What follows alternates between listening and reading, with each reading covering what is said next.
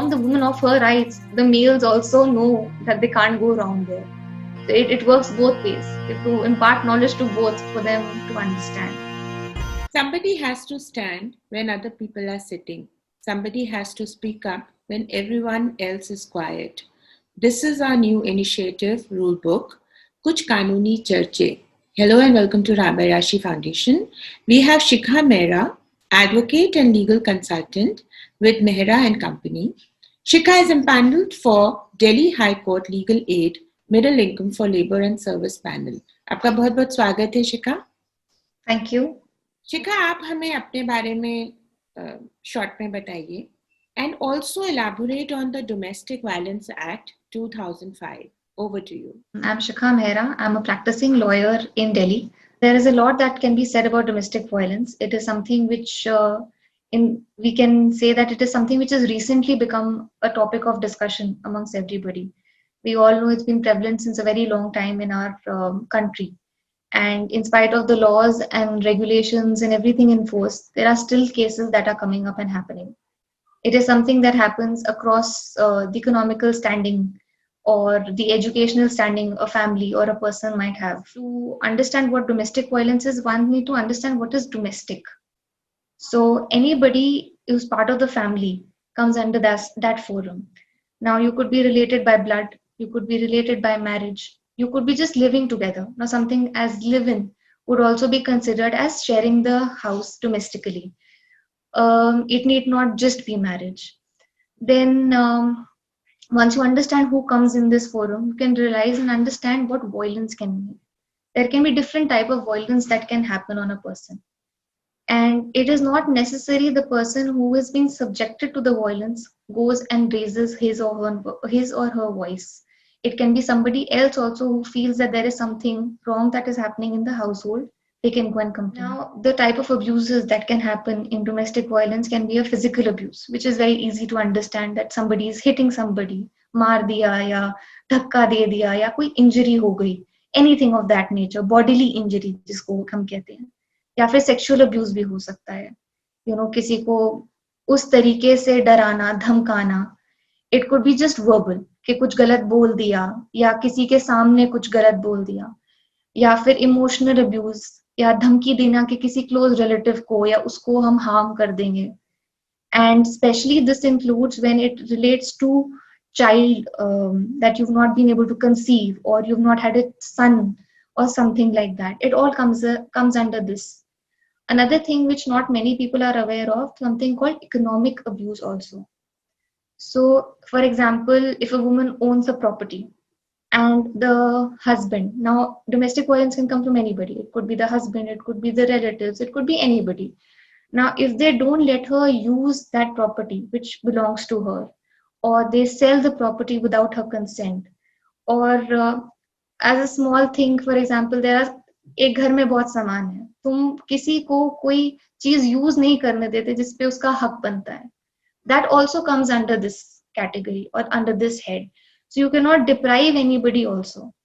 So it is not just something that you do, but something you don't do or don't let the other person also do.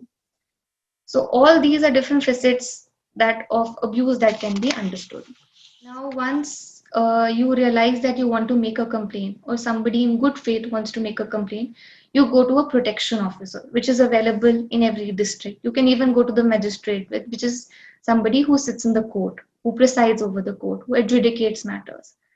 Now once you do that, there are various forms of help that these people can do.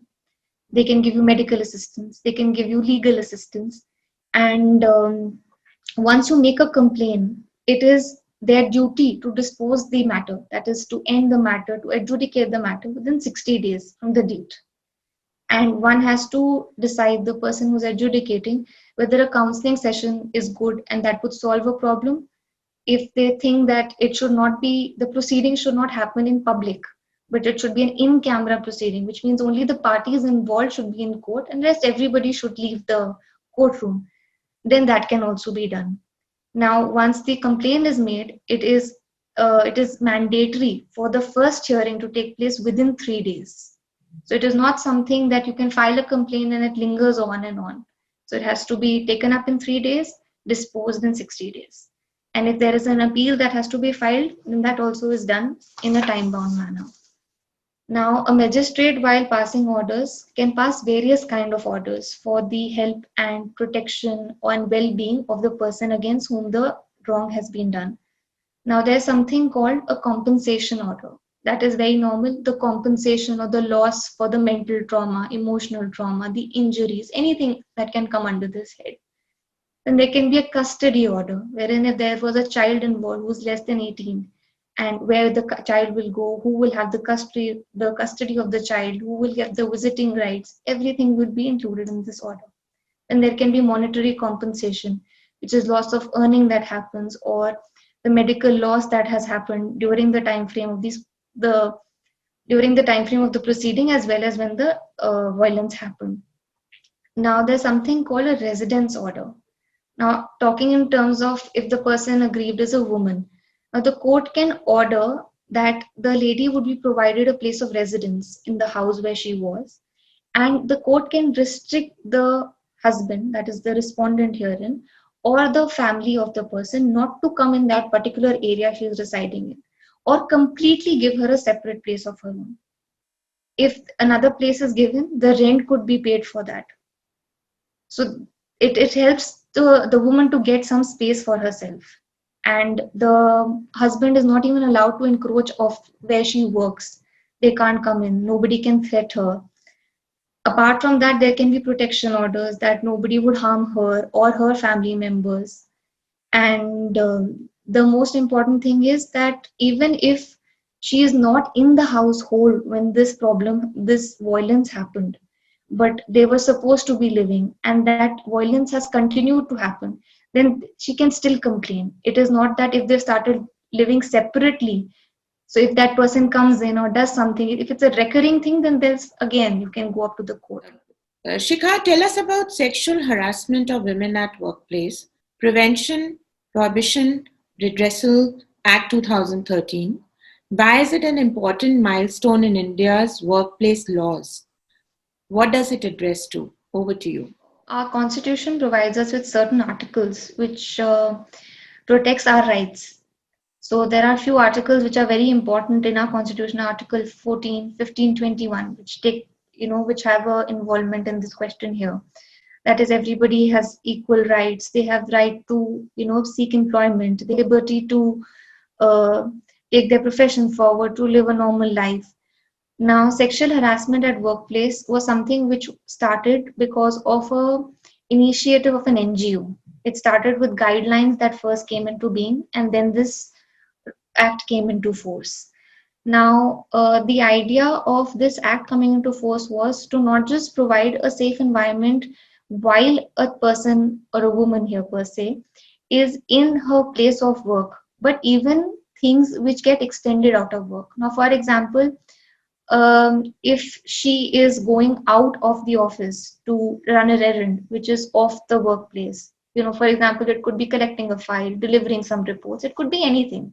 Even if you're in the transport that is provided by the employer, then you're part of the workplace.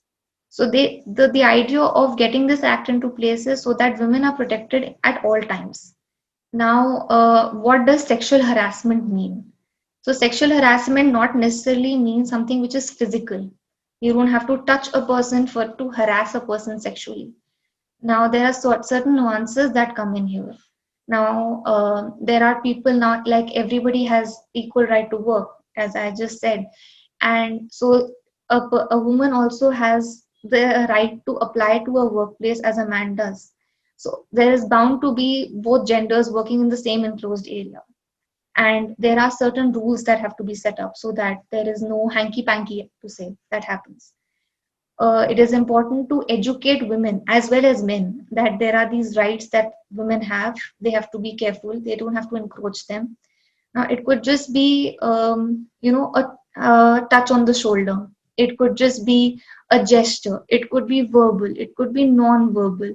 Now, there's something called a sixth sense, which we say women have, which is there. It is very much there. So you understand where that line is being drawn. So it is difficult for you. It is not difficult for a woman to not understand it. So you know where this is coming from. It could be anything. It could be a gesture to do something for employment. It could be a gesture so that, you know, if you do not do this, your employment will, you know, it'll get terminated. It could be anything of that. It could be just a remark. Um, it could be as bold as showing pornography also. So you have to understand where this is going. The laws are very clear. It provides guidelines, but you have to be vigilant as to where it's happening. Now, to curb this, what the law has done is they have made it mandatory for the employers to set up something called an ICC, that is an internal complaint committee. Now, it is mandatory for an employer to have this if there are 10 or more employees in that unit.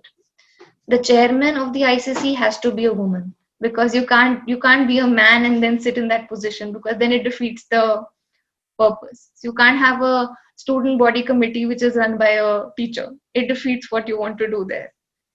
And it makes sure that you have at least half the people of this committee who are women, because it is a sensitive subject where women are involved. They are able to understand.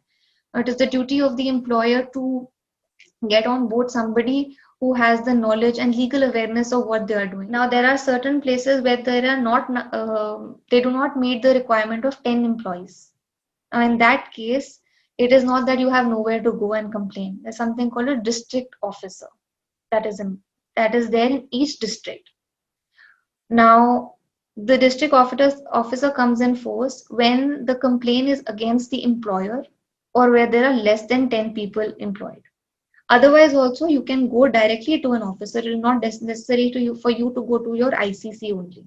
Once the complaint is made, the disposal of the same has to be within 90 days. One very important thing is that if there has been any case that has happened in a company, it comes in their annual report. The company has to put it there that there were X number of cases, this is the disposal, this is what that happened, because that way it gives awareness about it. People know where they are going or what the rapport is, and the employer will make efforts for something like this will not happen. There will be harsh penalties, internal also, not necessarily the legal thing. There'll be the videos, the knowledge, the awareness programs that happen. Now, it is the employer who has to do it. It is part of his duty to inform about the rights of the women and to the entire office as such. Because once you inform the woman of her rights, the males also know that they can't go wrong there. So it works both ways. You have to impart knowledge to both for them to understand. This district officer, um, they have these local committees. The district officer is part of them. Now, the local committee, if they feel that an offense has happened, once they review it, then they have to pass the complaint or the report that they have made to the police in less than 7 days. 7 days is their cap, so that they take the action accordingly. So it is a very fast process. It's not something that lags as we see or hear, like once you enter court, it takes a very long time. Something like that doesn't happen. These offenses are taken very seriously. And compensations accordingly are given. If there's any loss of employment, there's any injury, there is mental harassment. Now, as I told you, sexual harassment can be of various types. So depending on what the harassment was, accordingly compensation would be given for the same. And there's imprisonment from 1 to 3 years depending on how the case is, along with fine. सही बताया आपने कि दोनों के लिए knowledge लेना बहुत ज़रूरी है, whether it is a man or a woman.